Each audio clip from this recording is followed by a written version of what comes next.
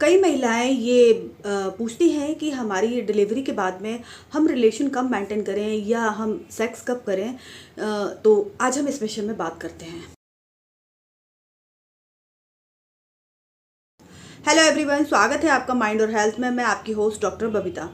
तो जैसा कि हम जानते हैं, डिलीवरी एक आम प्रक्रिया है जो इस प्रक्रिया से हर महिला को गुजरना पड़ता है। डिलीवरी नॉर्मल भी हो सकती है, सिजेरियन भी हो सकती है।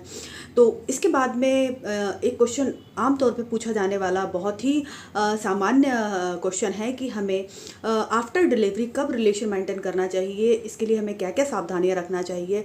बहुत सी महिलाएं अपने डॉक्टर से ये पूछने में उनको बहुत शर्म सी महसूस होती है या बहुत ही हेजिटेट होती हैं। तो कई बार तो वो लोग पूछ भी नहीं पाते हैं। तो ये इसमें हेजिटेशन वाली कोई बात नहीं है। आपको अपने डॉक्टर से हर विषय पे खुलकर बात करना चाहिए और ये भी एक नॉर्मल प्रोसेस है।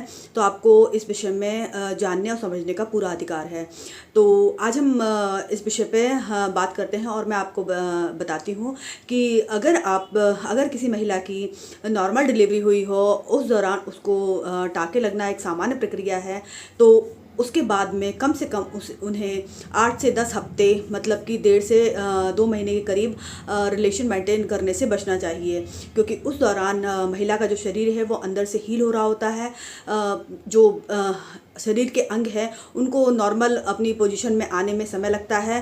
हालांकि ये समय 6 महीने का लग जाता है, लेकिन रिलेशन मेंटेन करने के लिए आप 1.5 महीने के बाद में आप आराम से रिलेशन मेंटेन कर सकते हैं। ये आपके और आपके पार्टनर के ऊपर डिपेंड करता है, क्योंकि रिलेशन बनाना एक इमोशनल और फिजिकल दोनों ही टचिंग रहता है। तो आपको इस बात का विशेष ध्यान रखना चाहिए। दूसरी बात करते हैं हम सी सेक्शन डिलीवरी की, या सिजेरियन डिलीवरी जिसको कहते हैं। सिजेरियन डिलीवरी के दौरान आपके पेट के ऊपर टाँके लगते हैं। इसके अलावा अंदर की लेयर्स में भी टाँके लगते हैं। तो आपको अंदर हीलिंग होने में समय लगता है।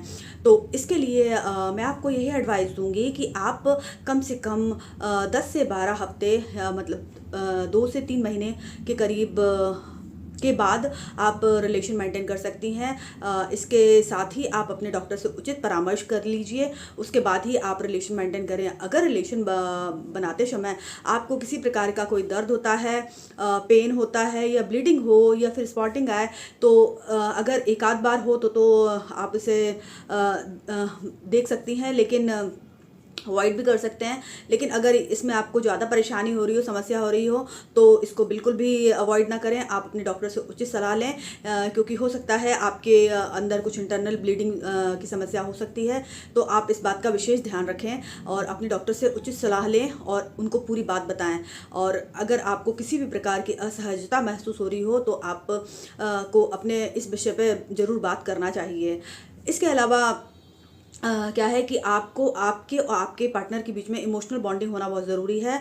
आपके पार्टनर को भी ये ध्यान रखना चाहिए कि स्टार्टिंग के दिनों में बहुत ही नॉर्मल तरीके से रिलेशन मेंटेन करें, क्योंकि महिला का जो शरीर है वो अंदर से हील होने में बहुत समय लेता है। स्टार्टिंग में आपको थोड़ी बहुत परेशानियाँ आ सकती हैं, लेकिन धीरे धीरे ये सब नॉर्मल हो जाता है।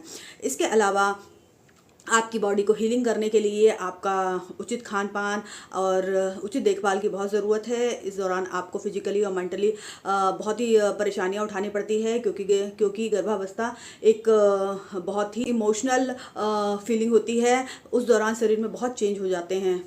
आपको डिलीवरी के बाद में इन सब बातों का विशेषकर बहुत ध्यान रखना है। आपको अपने न्यूट्रिशन पर भी ध्यान देना है।